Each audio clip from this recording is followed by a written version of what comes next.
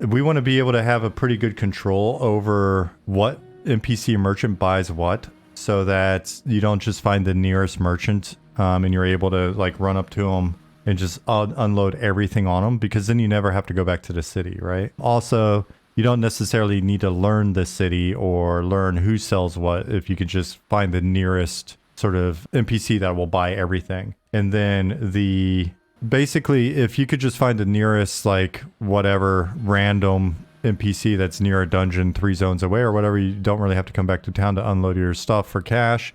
And here, what you wind up doing is, instead, you would actually have to come back and then go to the appropriate NPC.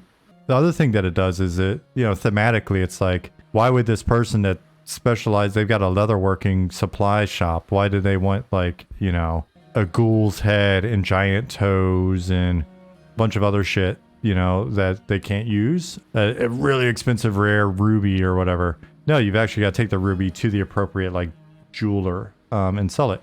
The other thing that does then, on the flip side, on one hand, it's kind of cool to go into like some weird place like the Jade Tiger in Freeport and find interesting like research item or rune or whatever, or random whatever in there. But on the flip side, this should make it easier for you once you know what the correct merchants are. Like if I'm looking for stuff that's associated with leatherworking, I come in here and then all of the player stuff that's been dumped on the NPC will be here, like this low quality jackal pelt. And so it should be easier for that stuff to get picked up. So anyway, those were the thoughts. One, there's a fictional part of it.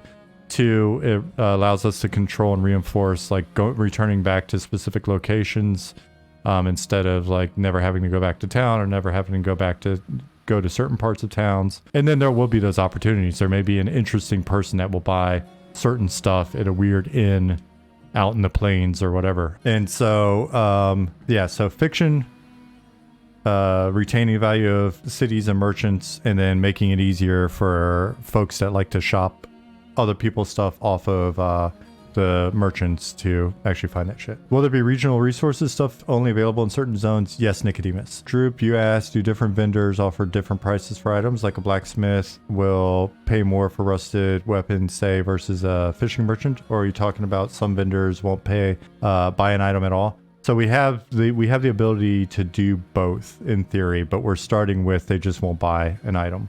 And then what I would like to maybe add in is if I try to sell an item that the person doesn't want, potentially have them say, I don't want that, maybe check with so-and-so. Gotta say, I'm not a fan of that. If people would rather stay out dungeoning than visit cities, then why hinder that? Stoop loops, because we want cities to retain their value. If they want to go right outside and sell it to a player that will then take that stuff back and make a profit off of it, good. That's why we're introducing pack animals and mounts and things of that nature, and potentially wagons. And so if players want to set up outside of dungeons and become that merchant, right on. But the idea of why do we want players to go back to cities? It's an MMO, and we want, when people come in, we want people to, see active, alive cities. And if there's a finite number of things that we can do to make cities retain their actual value. You can commission stuff via the escrow bags that I was mentioning. So you can give somebody an expensive item. And it could be, based on the contract, that there's some great exploits where I can give you a handful of expensive items, and then you can not fulfill the contract, and then they're returned back to me when I'm in another place. I'm sure there's going to be all sorts of shit like that we have to deal with. For us, it's a much bigger priority to ensure that cities aren't just starting cities, but they stay vibrant places with social friction and players running around and stuff. So that's one of the things there. If you can commission people to do that for you, then they are still not doing it. Yeah. But at least then you're interacting with players, and the players that you're interacting with are most likely either going back to cities or going to some other social center. And, it could be one of those things that may not work the way we expect it to work initially. And it could be that just some people don't like the idea. And one of the disclaimers we have with a lot of what we're trying with the game is there are going to be things that people don't like. Hopefully there's more things they like than what they don't like. Or it'll be like broccoli. Hopefully me as mom will say, why don't you just give it a try? And then if you taste it and you like it, and it's not as bad as you thought, then great. And if you hate it, but you're only in the minority, then that's fine as well.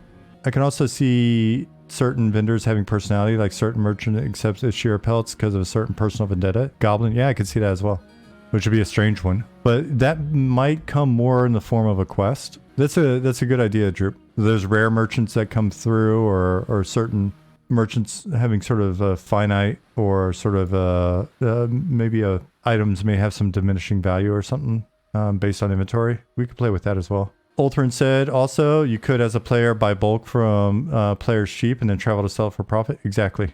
Interesting to see if the price they pay for an item scales with how many that vendor currently has. Yeah, so I think I just hit on that.